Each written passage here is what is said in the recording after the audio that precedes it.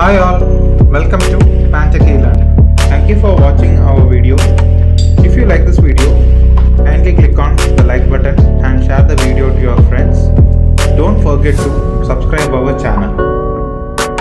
Now let us see the coding for RSA encryption. So here we have two files for RSA encryption. One is exponent method, as well as another one is GUI. So this GUI will be the main file. Inside the particular GUI, why we have called the exponent method means only reason to provide the exponential powers for creating or generating the keys. So first I will just explain it. Here we have that exponent mode. So if that particular m variable is equal to 1, then it will be returning it as a equal to 0. Yes, if it is not towards that particular data means, therefore automatically whatever the a value along with b will be multiplied and the modulation will be done along with the m value other than 1, and therefore the iteration will be continuing until that particular encryption gets finished. So to generate the key only, this file it is applied. Now let us get into the main file. So here, as usual, through GUI we have created to upload the image, to encrypt the image, and to decrypt the image. So these three processes only will be available inside this encryption and decryption of RSA. So for that, first the push button 1. So inside the function push button 1, I have the callback, and therefore cd UI get file. So within the same file itself, it will open and it will ask us to select the image. Once the image is ready, it will be read and displayed in the axis 1. Then IM show A, that image will be displayed over there. So this data is globally accessed over here, whatever the image which we have declared. So globally it has been declared as A, so that we can read it anywhere for that purpose. Then the next button, it is the main part to encrypt the data. So what are all the variables we require means A, D and N. A stands for that image, okay, and D is for calculation, and N stands for the numerical value. From that numerical value only we will be calculating the cipher key, public key and private key. Now we have declared it, and the stable values are like 13 and 31 to calculate that N. And then we have to calculate the cipher value. So p equal to p minus 1, q minus 1. So both should be multiplied, and these values can be varied according to our requirement. Even random data also can be provided. Now this particular cipher key, so therefore if equal to 2, once equal to 2 means at that time until the key ends, therefore this particular GCD will be enabled, and finally after completing it, it will be breaking from the loop, and then it moves for the another value which is known as D to find out the D value.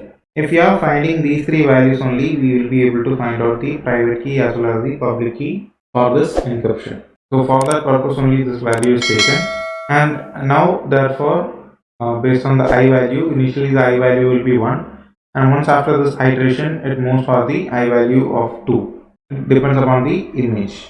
Now from that particular image, here we will be applying that k value along with the e value. E value we have already declared it as 2. If you want to make it as automated means we can make it as equal to e plus 1. So based on the requirement, it will automatically upgrades that particular key. So that is not necessary for all the purpose. Then after providing that key, all this data we have to display the value of n which initially it has taken, public key it is nothing but the e value, then cipher key it is caps n, private key it is d. So these four data will be displayed into the command window. Now we have to provide the image. Whatever the image we have taken, those data will be converted into the double value. Now that input size will be monitored over here, and now we are calling our cipher key global with the cipher data. So this cipher will be applied from once, okay, once matrix from the input of the image. Now we have to call all over the private keys and as well as the encryption data. So with the exponential mode, we will be converting all this into the cipher key. Whatever we have just generated for that cipher key only, which is known as phishing key. This is a fishy type, okay, which is equal to the cipher key, the fishy type key, and that fishy type is converted finally for the main cipher to the exponent mode as well as the input data. Now globally the output we will be able to access. After that, if you click on the debug, the cipher key as well as the output key along with the public key we will be having, and now according to the cipher, the numerical value will be continuously applying the for loop whether to match whatever the key that it has been generated is genuine or not. Now from that, again the exponent method will be applied. From cipher we have to directly transfer to the private key, and from that private key the original data it should be moved on. Finally that image will be displayed, and that image will be in unsigned integer only, therefore but output will be reconstructed over there. Here we can see all the particular variables are continuously applied. It's not applied from the starting A. So this will be the complete applications which can be held with the help of RSA algorithm. Now let us try for the all the 4 images whatever we have. Now I am running it. You have to select an image. First go for the JPG description. So here we can see that data has been encrypted. Not able to find it out. Now decrypt the data. Likewise, similarly, so those data also has been encrypted. Now let us decrypt it. We are able to get it properly. So here it's not encrypting, but anyway, all the data has been covered or hidden over here with that random values. Looks same. Let me just left it. Encrypting a person's face. So here no one wants to know who's that. So it is completely encrypted that it is a face or not anything. Now we can decrypt it. Oh, this takes time. Yeah. Finally, this has been decrypted. So in this way only the RSA algorithm will be working for image processing parts. In this way we can encrypt and decrypt. We can send data in hidden manner. Thank you for watching our video.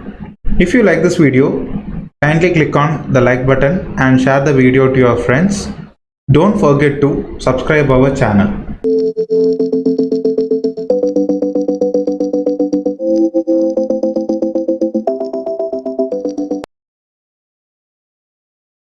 Thank you for watching our video.